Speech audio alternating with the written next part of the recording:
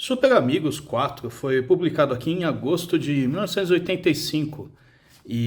Essa capa aqui é da história dos Novos Titãs, né? Provavelmente uma montagem da Abril, que nessa época meio que todo super-herói tinha que estar de frente, assim, né? Então às vezes não dava certo a capa americana, eles faziam essas montagens. Mas o principal dessa revista é ter aquela famosa história do Lanterna Verde e Arqueiro Verde, onde o Ricardito aparece lá drogadão, né? E aqui começa com o Arqueiro Verde, tava lá discutindo com um assaltante de rua e leva uma flechada, tal, quase morre, porque é bem aquela Nova York dos anos 70, 80, que ninguém prestava atenção. O policial fala: "Você é um bebum, vai lá", tal, e se arrasta até um hospital. Então, sobrevive, mas vai ficar o resto dessa história sem poder usar um dos braços, né? Daí ele reconhece essa flecha aqui e fala: "Pô, essa flecha é minha, vou pesquisar mais como é que ela foi parar na rua, tal".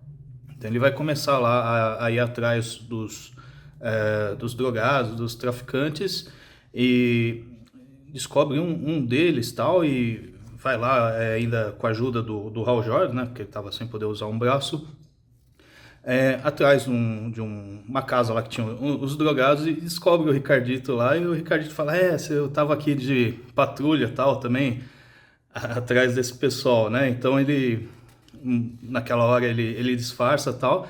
Depois o Hal Jordan e o Lanterna Verde vão lá invadir um galpão lá que tem os traficantes.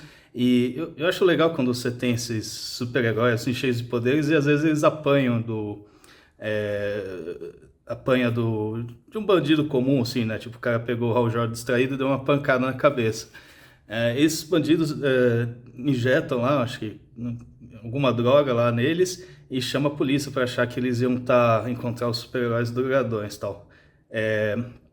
Só que daí o Ricardito, ele sabe que eles iam estar encrencados e socorre os caras. Daí tá aqui o Hal Jordan também, o chapadão, tentando controlar o anel dele e tal, e eles conseguem fugir pra casa e tal. Aí o Arqueiro Verde tava indo embora, resolve voltar, e no que volta esbarra lá no Ricardito lá, se drogando. Aí começa para a próxima edição, e aqui já abre com... O que é legal do Oliver Queen é que ele é um cara bem, assim, natural, né, das emoções dele e tal. Então, ao invés de compreender, não sei o que, já desce o cacete no Ricardito, assim, né? Torna a história sempre muito mais interessante, né? Aí outra coisa curiosa aqui é que tem essa agulha que normalmente a Abril apagava, né? Igual naquela história do Demolidor. Aqui talvez por ele não estar usando, ou por ser uma história correta, ou passou batido, tá igualzinho aqui a americana, eu acho. E então aqui o Oliver Queen desce o cacete e tal no Ricardito. O Ricardito fala: você me abandonou, não deu atenção, não sei o quê. E o Oliver Queen: coisa nenhuma, você é um, você é um vagabundo, eu vou atrás dos traficantes e tal. Aí chegam os amigos do Ricardito e descobrem lá a droga pura, não sei o que, injeta, um deles morre, não sei o que. E aí vai o Arqueiro Verde, tipo, com o braço, sem poder usar o braço e tal, tentando derrotar lá os traficantes. Por isso que também é tão legal essa história, né? Tá o Arqueiro Verde assim, tudo sem poder, né? Atirar flechas e tal. Então ele acaba depois sendo derrotado, eles jogam o Arqueiro Verde lá para afundar na água, e o Hal Jordan que dá um jeito de socorrer, e depois vai lá atrás do chefe dos traficantes lá, que é um cara famoso, com grana, não sei o que. E aqui o Ricardito se recuperando na casa acho que da namorada do Hal Jordan.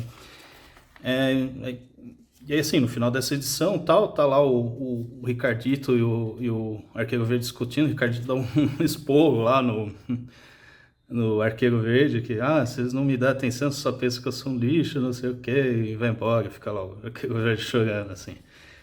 História, assim, muito legal. Acho que foi republicado uma ou duas vezes. Eu tenho uma edição de 2004, 2006 da Panini que saiu isso, e acho que em 2014, 2016 também foi reeditada essa história aqui.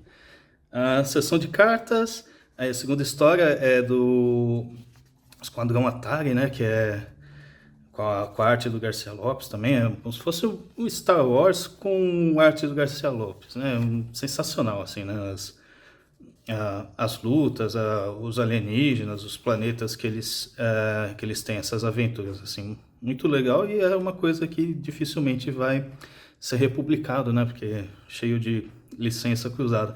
E aqui uma coisa curiosa dessa edição, né, aqui na capa eles falam grátis, um mini pôster, e é realmente um mini pôster, né, não é uma página, do tamanho de uma página, que tem essa arte da DC aqui, eu acho que é do Garcia Lopes também, que fazia esses desenhos, templates aqui, né, deles, e é legal que não foi retirado, né, eu acho que a maioria das pessoas que tem essa edição não retirou esse pôster, porque é só do tamanho de uma página, né, não faria muito sentido, às vezes, você tirar, e aí o bom é que mais chance de você encontrar uma edição com esse pôster, né, quando é aqueles soltos lá, é super raro, assim. E aí você termina essa história, o Esquadrão Atari, depois você vai ter outra história sensacional, que é mais uma continuação lá do Camelot 3000. É aquela edição, a arte do Brian Bolland até em formatinho é muito boa, né? O que ajuda também por causa da arte final, que deixa o traço bem definido. Tem aquela cena famosa lá que o Tristão tem que seduzir um guarda e fica puto, mas tem que obedecer lá o comando, não sei o quê. E é legal ter essas histórias porque cada uma delas, essa original, a segunda publicação, a republicação, tem cores diferentes, né? Então cada uma dessas versões do Camelot 3000 tem uma certa diferença. Eu tenho um vídeo que eu estava comparando 3 versões dessa história, né? Fora o final que muda lá, que tem aquelas páginas cortadas. E aí, terminando essa edição, história lá do Novos Titãs.